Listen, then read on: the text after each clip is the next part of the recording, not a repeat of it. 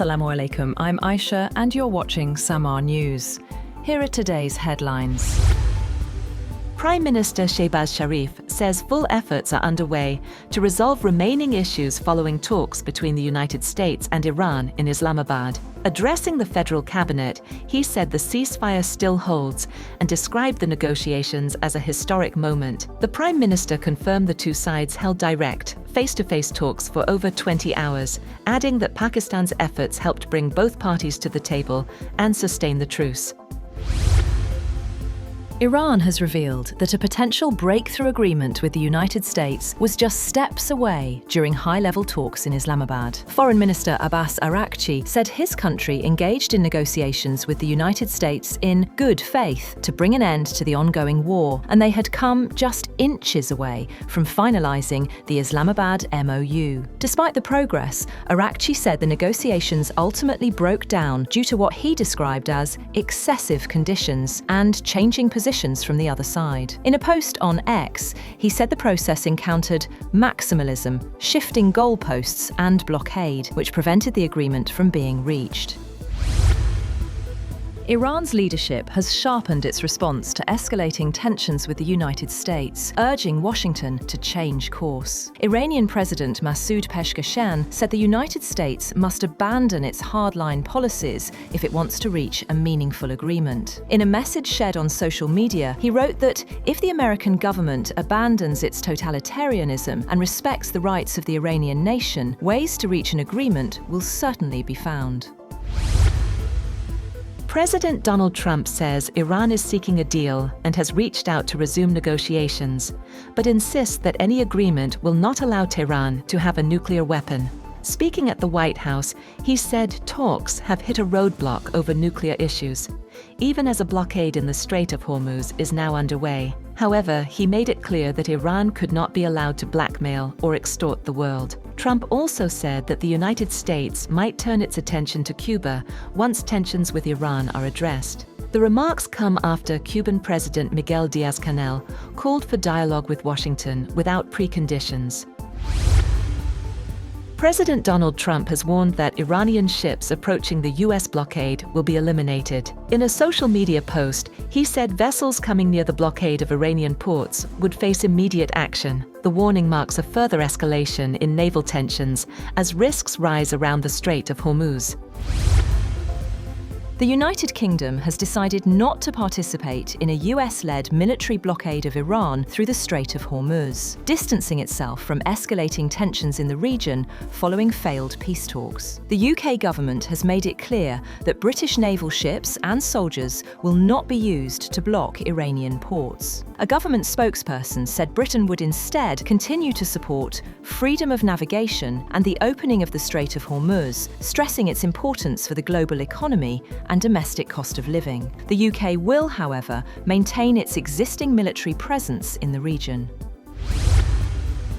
On the other hand, Iran's Revolutionary Guards say no port in the Gulf or the Sea of Oman will be safe if Iranian port security is threatened. In a televised statement, a spokesperson said Tehran would maintain control of the Strait of Hormuz and restrict passage to vessels linked to what it calls enemy forces.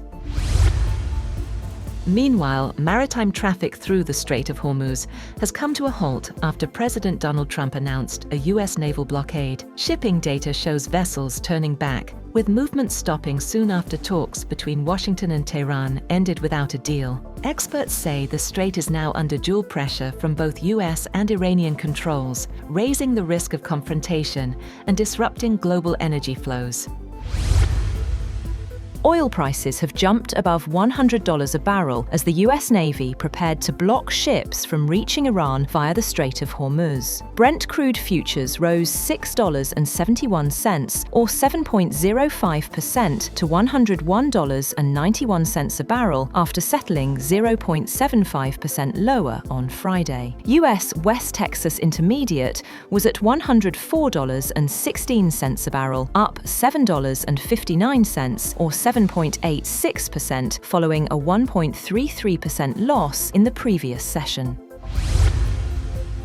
Benjamin Netanyahu, speaking at a cabinet meeting, says he held talks with US Vice President J.D. Vance regarding ongoing Iran negotiations. He added that Washington, under Donald Trump, is focused on ending Iran's enrichment program for years to come. Netanyahu said Israel fully supports the US position, including reported moves toward a naval blockade following Iran's violations. He stressed close US-Israel coordination and warned that the current ceasefire with Iran could collapse quickly.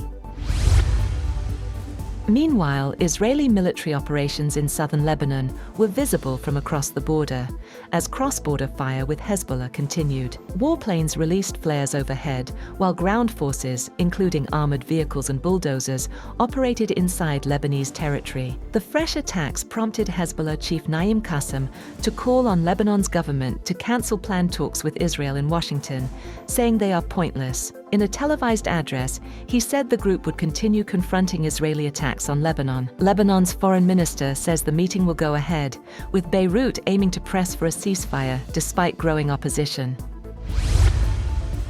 Hakan Fidan has accused Israel of constantly seeking new adversaries, saying the country cannot live without an enemy. In a televised interview, Fidan stated that after Iran, Israel is now attempting to portray Turkey as its next enemy. He further claimed that this approach is not limited to Prime Minister Benjamin Netanyahu's government, but is also echoed by some opposition figures. According to Fidan, this shift reflects what he described as a growing state strategy within Israel to redefine its regional stance.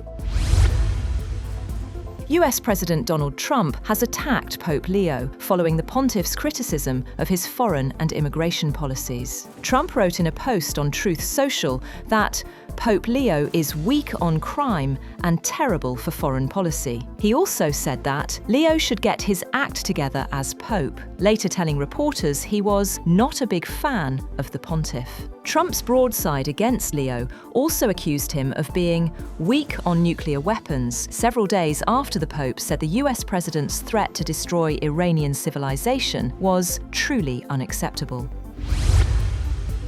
Australia has said that a woman will lead its army for the first time in history as part of a reshuffle of the country's Defence Force leadership. The government said in a statement that Lieutenant General Susan Coyle, the current Chief of Joint Capabilities, will become Chief of Army in July. She will replace Lieutenant General Simon Stewart. Defence Minister Richard Marles called Coyle's appointment a deeply historic moment.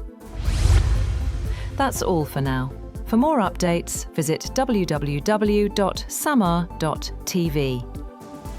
Thank you for watching Samaa News.